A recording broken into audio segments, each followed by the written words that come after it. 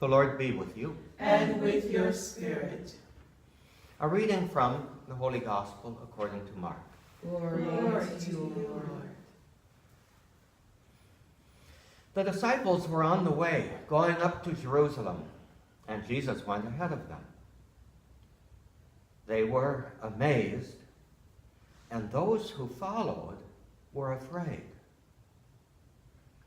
Taking the 12 aside again, he began to tell them what was going to happen to them, what happened to him.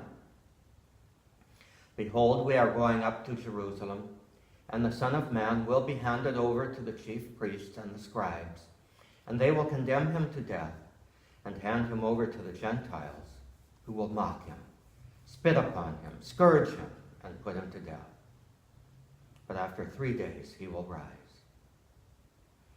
Then James and John, the sons of Zebedee, came to Jesus and said to him, "Teacher, we want you to do for us whatever we ask of you."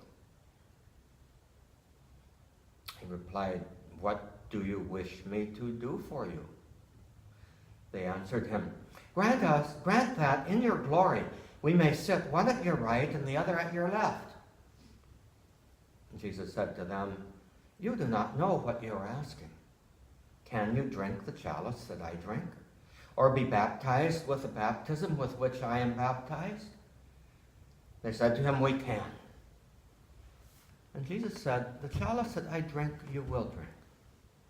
And the baptism with which I am baptized, you will be baptized. But to sit at my right or at my left is not mine to give, that it is for those for whom it has been prepared." When the 10 heard this, they became indignant at James and John. And Jesus summoned them and said to them, "You know that those who are recognized as rulers over the Gentiles lord it over them, and the great ones make their authority over them felt. But it shall not be so among you. Rather, whoever wishes to be great among you will be your servant. Whoever wishes to be first among you will be the slave of all. For the Son of Man did not come to be served, but to serve, and to give his life as a ransom for many." The Gospel of the Lord. Praise to you, Lord Jesus Christ.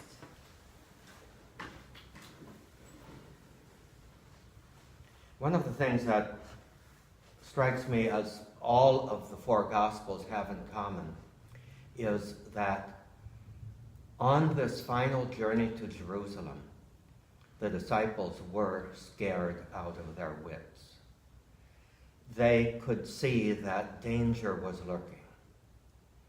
And they were,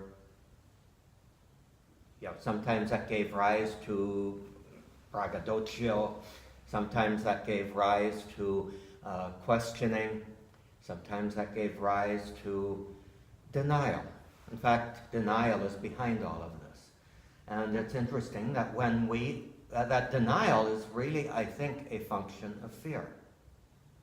That when we don't want to face something because, the reason why we don't want to face something is some form of fear, denial begins to allow us a psychological space in which we can feel more comfortable and thereby continue to function as if everything was normal.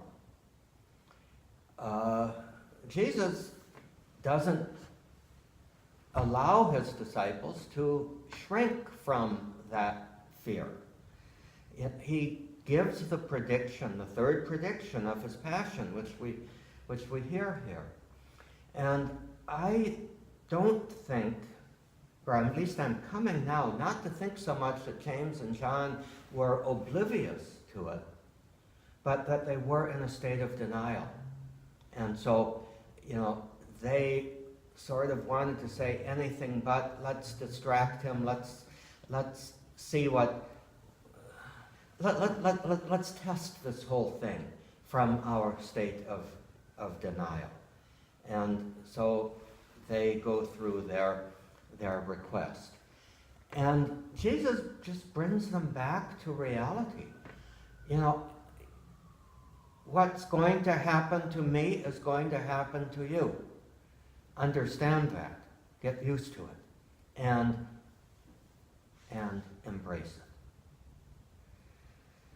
I think that one of the lessons here is we got lots of reasons to fear in our world and in our own lives. And it's so very easy to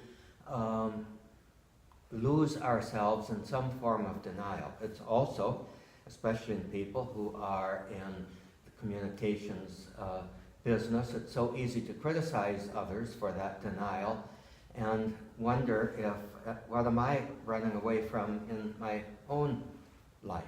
And I think that's one reason why continuing to return to our sources, continuing to return to the Eucharist, in which we embrace day after day the passion of Christ in the power of the resurrection and the power of the Spirit that Jesus has given, that the risen Jesus has given us. But we continue to embrace what the disciples here are called to embrace. And I think in those areas where we are confronted with denial of others as perhaps a mirror held up to ourselves, or when we, in the stillness or the solitude of our own hearts, recognize that, yeah, we've got something to work on ourselves, that we are also, well, basically the change that you want in others, you have to bring about in yourself. And I think it's that daily Eucharistic embrace of the sacrificed Jesus, that enables us to come back to a reality check, to deal with this tendency that we all have towards denial.